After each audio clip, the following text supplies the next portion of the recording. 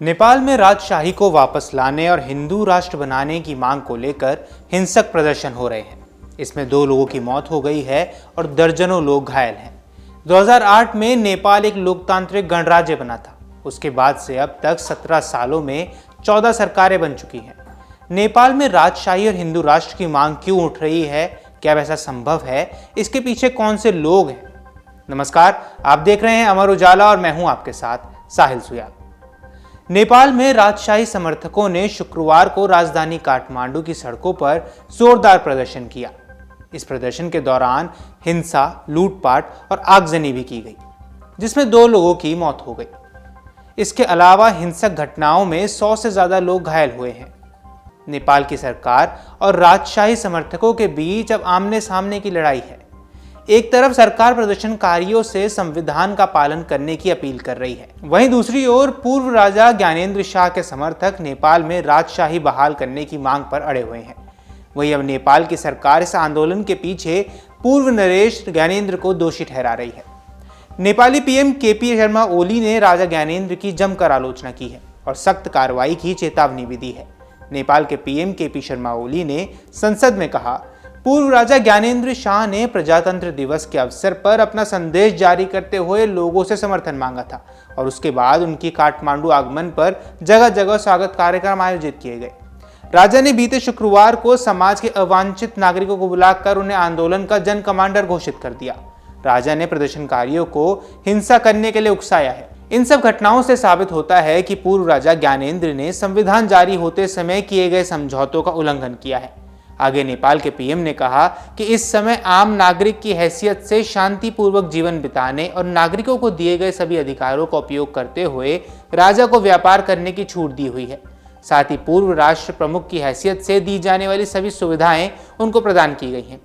इसके अलावा पूर्व राजा को नागार्जुन दरबार प्रयोग करने की भी इजाजत दी गई है। इस देश में सभी को संविधान को मानना पड़ेगा।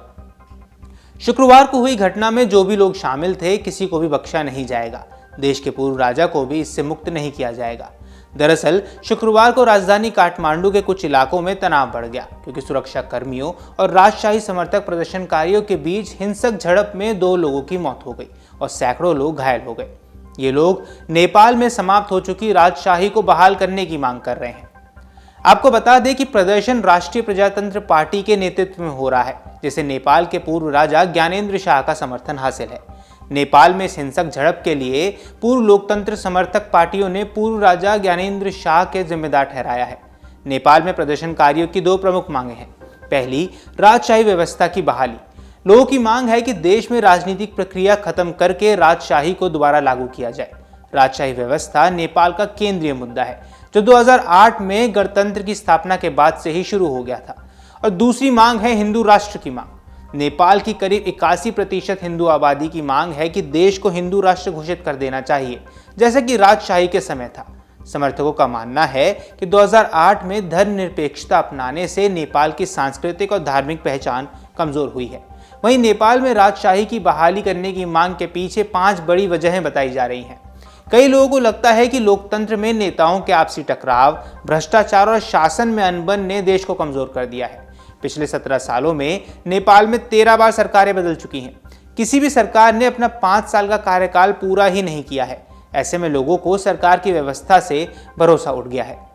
ट्रांसपेरेंसी इंटरनेशनल की रिपोर्ट के मुताबिक पिछले 1 साल में नेपाल में भ्रष्टाचार 58% तक बढ़ गया है।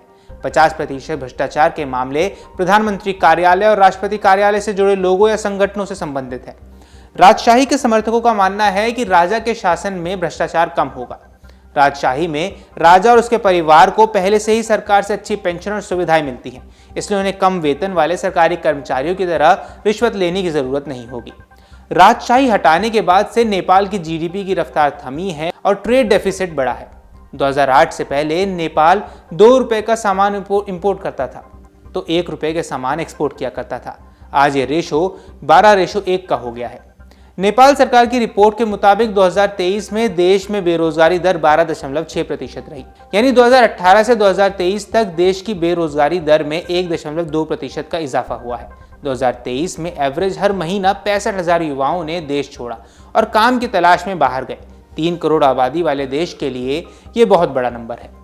वहीं आपको बता दें कि राजशाही समर्थकों का मानना है कि संसद में अलग अलग राजनीतिक दलों में मतभेदों के कारण देश का विकास नहीं हो पा रहा है। एक बटी हुई संसद आमतौर पर कोई एक तरफा फैसला नहीं ले पाती है। वहीं एक राजा तेजी से अकेले किसी भी फैसले को आसानी से ले सकता है।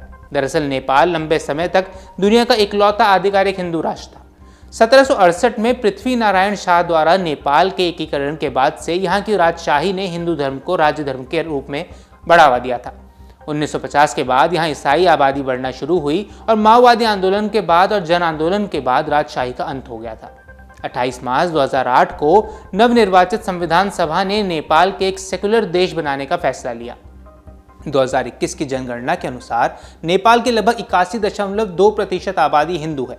वर्ल्ड क्रिश्चियन डेटाबेस की रिपोर्ट के मुताबिक क्रिश्चियनिटी दुनिया भर में नेपाल में सबसे तेजी से बढ़ने वाला धर्म बन चुका है। इसको लेकर राजशाही समर्थकों ने ज्ञानेंद्र शाह के समर्थन से हिंदू राष्ट्र बनाने की मांग शुरू कर दी है। अगर आप ये वीडियो YouTube पर देख रहे हैं तो हमारे चैनल को सब्सक्राइब कर बेल आइकन दबाएं और Facebook पर देख रहे हैं तो हमारे पेज को लाइक करें। 8 मिलियन प्लस सब्सक्राइबर, आपके इस भरोसे के लिए बहुत धन्यवाद।